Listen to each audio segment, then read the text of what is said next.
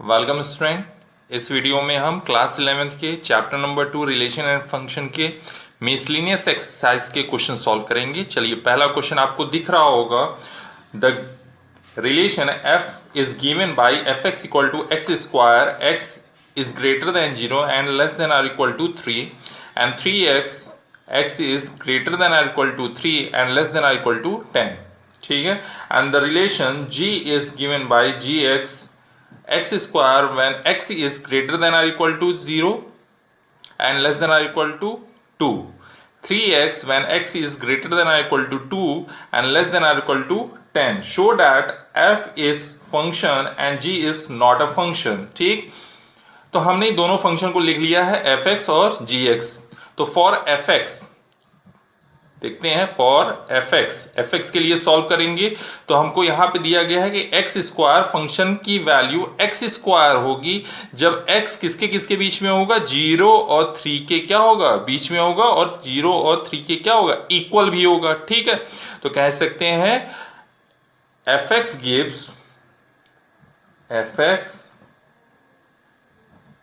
gives x square when x is less than or equal to 3 and greater than or equal to 0 and 3x when x is greater than or equal to 3 and less than or equal to 10।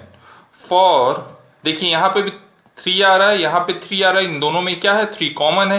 तो हम check कर लेते हैं इसकी value कितनी आ रही है। बाकी सब यहाँ पे देखिए 0 से लेकर 3 के बीच में जितने होंगे उसके लिए एक्स स्क्वायर एक यूनिक नंबर देगा। ठीक, और यहाँ पर क्या है, 3 से लेकर 10 तक के बीच के सारे नंबर 3x से क्या देगा, यूनिक नंबर देगा। लेकिन यहाँ पे देखिए, यहाँ पे भी 3 फंक्शन आ रहा है, यहाँ पे भी 3 फंक्शन आ रहा है। इसका मतलब है यहाँ पे अगर दूसरा वैल्यू आ गया और यहाँ पे दूसरा वैल्यू आ गया, इसका मतलब हो गया कि x इक्वल टू 3 पर हमारे फंक्शन की वैल्यू क्या आ रही है, डिफरेंट आ रही है, तो ये फंक्शन नहीं कहलाएगा। अगर सेम आ गई तो फंक्शन होगा। देखते हैं, फॉर x इक्वल टू 3 पे देखिए क्या देगा, X square is equal to क्या देगा हमारा, X square is equal to 3 square that is 9 and 3x is equal to 3 into 3, क्योंकि यहाँ पे 3x है तो यहाँ पे वैल्यू क्या हो गया, 3 इंटू 3, ये कितना देगा, ये भी क्या दे रहा है, 9 दे रहा है। इससे मतलब हो गया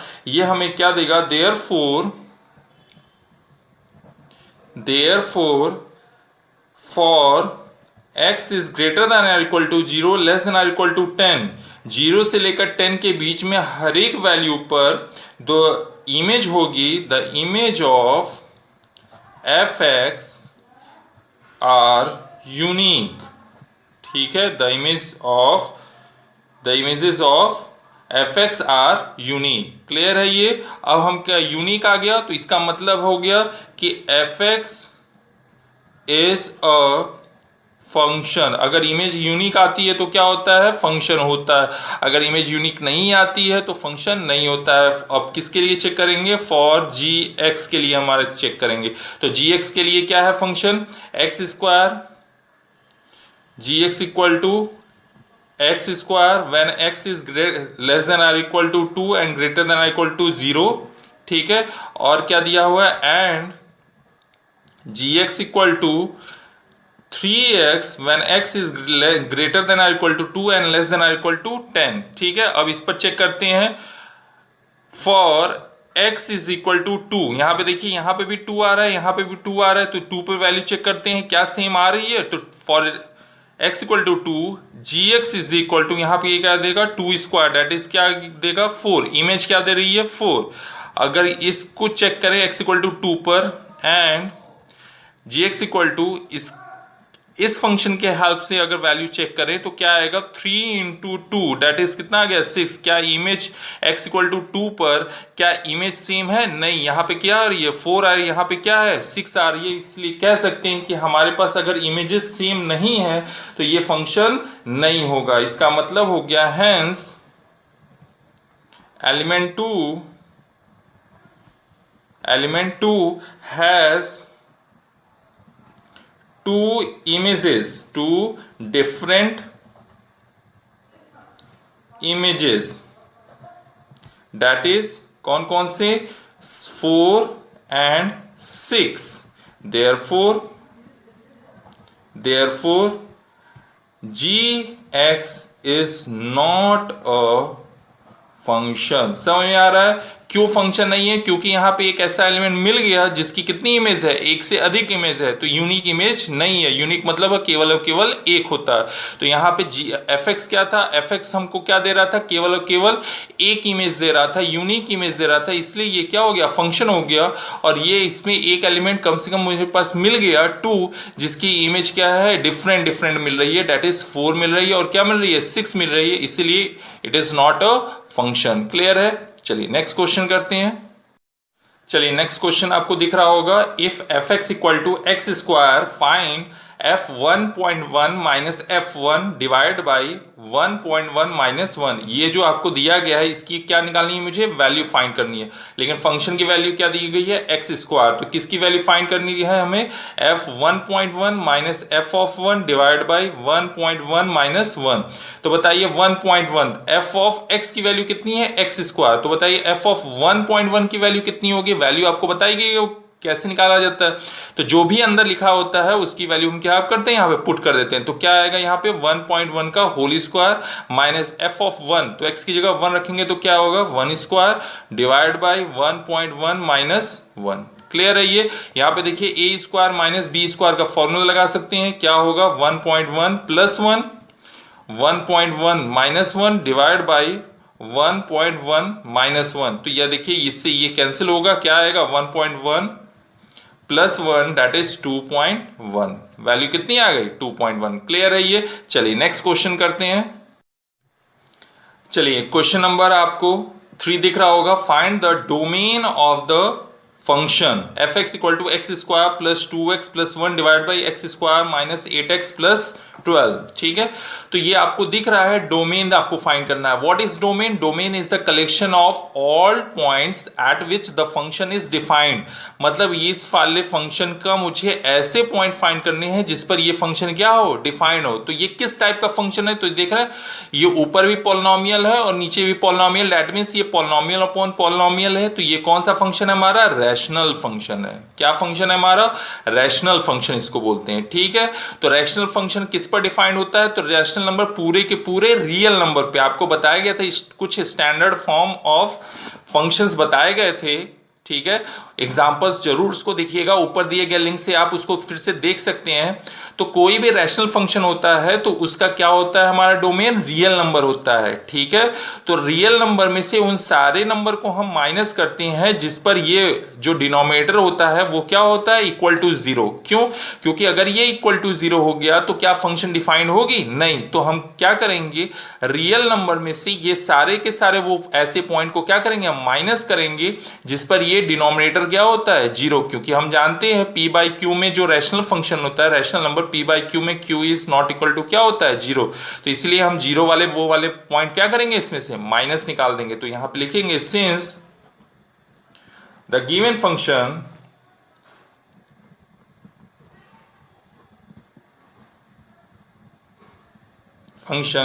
is a rational function,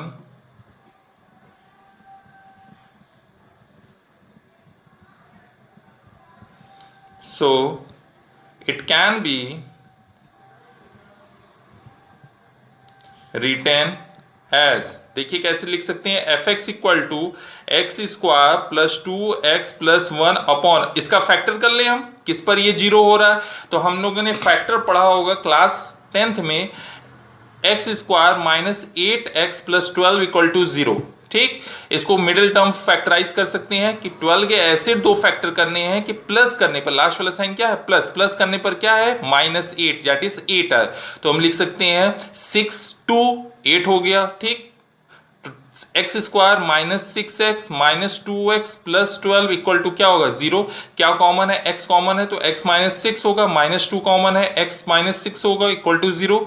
तो क्या होगा? x माइनस 6 और दूसरा क्या होगा? x minus 2 equal to 0। ये क्या होगा हमारा? x माइनस 6 और दूसरा होगा x माइनस 2। क्लियर है ये?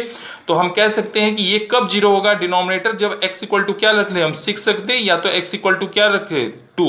तो इसीलिए हम क्या करेंगे, डोमेन में से वो सारे नंबर माइनस करेंगे जिस पर डिनोमिनेटर क्या होता है, जीरो होता है। तो कौन कौन से नंबर है, केवल केवल दो नंबर, कौन से, एक 6 है, एक क्या है 2 है। तो इसको क्या करेंगे हम, माइनस कर देंगे। Therefore domain is equal to R minus कौन कौन से नंबर है हमारे 6, 2, यही दो नंबर इसमें से क्या करेंगे हम, माइनस कर देंगे। तो हमने माइनस कर दिया तो यही इसका क्या हो जाएगा, डोमेन। हमेशा याद रखिए जो पॉलिनोमियल होता है उसका डोमेन रियल नंबर होता है। पॉलिनोमियल फंक्शन का डोमेन क्या होता है, रियल नंबर। वो हर एक नंबर पे क्या होता है, डिफाइन होता है। और रैशनल नंबर भी रियल नंबर पे डिफाइन होता है, पूरे के पूरे रियल नंबर पे, except that points at which the denominator is equal to 0।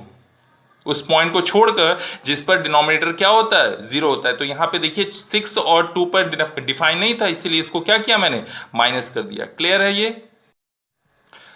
चलिए नेक्स्ट क्वेश्चन करते हैं। क्वेश्चन नंबर 4 दिख रहा है आपको, find the domain and range of the real value function defined by f(x) equal to √x-1। तो आपको क्या करना है, इसका डोमेन एंड रेंज फाइंड करना है। तो सबसे पहले क्या फाइंड करेंगे, domain. What is domain? Domain is the collection of all that points and at which the function is defined। ऐसे पॉइंट का कलेक्शन है जिस पर फंक्शन क्या होता है, डिफाइंड। तो बताइए ये कौन सा फंक्शन है, स्क्वायर रूट वाला फंक्शन है, स्क्वायर रूट वाला। तो स्क्वायर रूट वाला फंक्शन कब डिफाइंड होता है, जब हम इसके अंदर वाली जो क्वांटिटी होती है वो क्या होती है, greater than or equal to 0। अगर less than or equal to 0 हो जाए तो क्या ये डिफाइन हो पाएगा, नहीं। तो इसीलिए डोमेन में f(x) इज डिफाइंड, तो लिखेंगे f(x) is defined if and only if x-1 is greater than or equal to 0। क्यों greater than or equal to 0 होगा, क्योंकि स्क्वायर रूट में है। अगर स्क्वायर रूट में नहीं रहता तो ये x-1 क्या होता है, रियल नंबर हो जाता है, ठीक है। लेकिन स्क्वायर रूट में है, इसका मतलब इसके अंदर वाली क्वांटिटी क्या होनी चाहिए, पॉजिटिव। तो पॉजिटिव हमने करने के लिए क्या किया, ग्रेटर देन और इक्वल टू क्या कर दिया, 0। तो +1 दोनों तरफ ऐड कर लीजिए, x-1 +1, 0 +1 क्या देगा, -1 से 1 कैंसिल हो गया। तो x इज ग्रेटर देन 1 से बड़ा कुछ भी वैल्यू लीजिए x की, तो वो क्या हो जाएगा, हमारा डोमेन हो जाएगा। तो इसका मतलब हो गया डोमेन इज इक्वल टू कहां से स्टार्ट हो रहा है, 1 से स्टार्ट हो रहा है। 1 के क्या इक्वल भी है, हाँ है। तो यहां पे कौन सा ब्रैकेट लगेगा, क्लोज वाला ब्रैकेट लगेगा। कहां तक जाएगा नहीं पता मुझे, तो ये कहां तक जाएगा, इनफाइनाइट तक। समझ में आ रहा है? तो ये इसका डोमेन हो गया। अब क्या निकालेंगे हम, रेंज। तो रेंज क्या होता है, range is the collection of images. Images मतलब f(x) की value.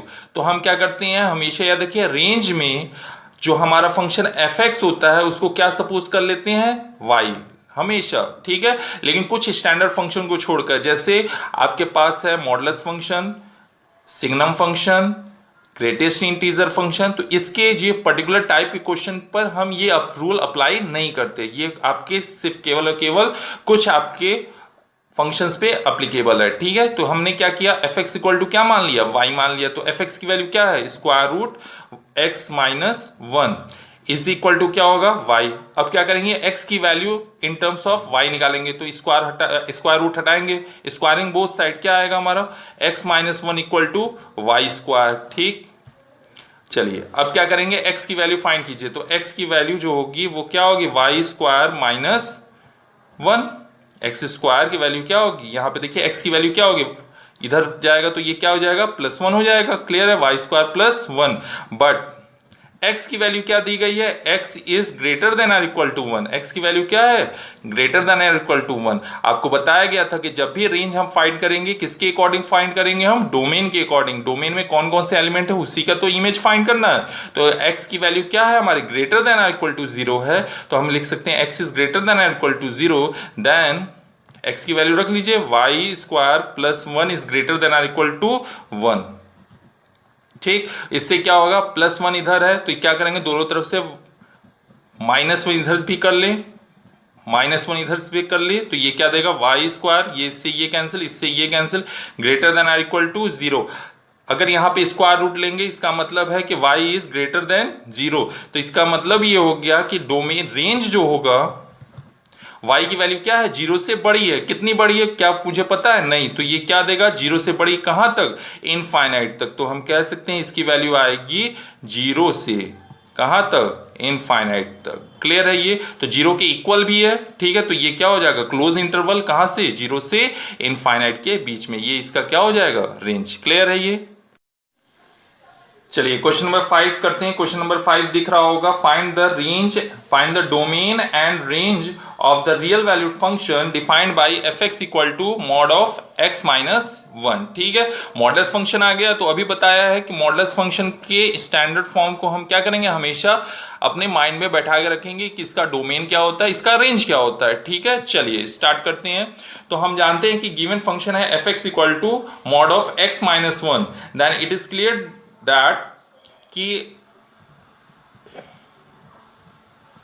that fx is defined for every value of x belongs to real number.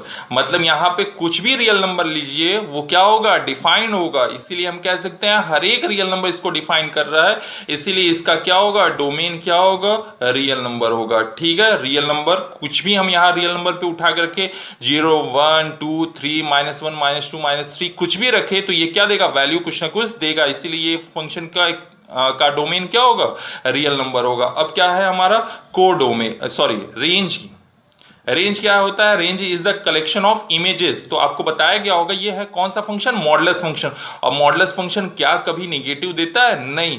तो यहां पे देखिए, यहां पे 1 रखेंगे तो क्या देगा, 0, 2 रखेंगे तो क्या देगा 1, 3 रखेंगे तो क्या देगा 2। अगर -1 रख दिया तो माइनस माइनस क्या देगा ये, अगर यहाँ पे -1 रखेंगे तो -1 क्या देगा, -2। और मॉडुलस के कारण इसकी वैल्यू क्या होगी, 2। तो कहने का मतलब है कि ये हमेशा 0 से इनफाइनाइट, 0 से हमेशा क्या देगा, पॉजिटिव देगा, 0 देगा या तो पॉजिटिव देगा। इसीलिए हम कह सकते हैं रेंज जो होगा, रेंज इज 0 टू इनफाइनाइट। क्लियर है ये कि नॉन निगेटिव नंबर सारे के सारे आएंगे, डेट इज 0 से लेकर कहां तक, इनफाइनाइट तक। 0 के इक्वल भी आ गया आएगा, क्यों, क्योंकि x इक्वल टू क्या रखने पर, 1 रखने पर क्या देगा, 0 देगा। या 0 से क्या देगा, हमेशा पॉजिटिव देगा, क्योंकि मॉडुलस हमेशा फंक्शन क्या देता है, वो क्या, कौन सा फंक्शन होता है, मॉडुलस फंक्शन हमेशा क्या होता है, पॉजिटिव वैल्यू देती है। ठीक है, चलिए आपको किसी भी क्वेश्चन प्रॉब्लम हो रही होगी तो मुझे कमेंट बॉक्स में जरूर रिप्लाई कीजिएगा। Thank you.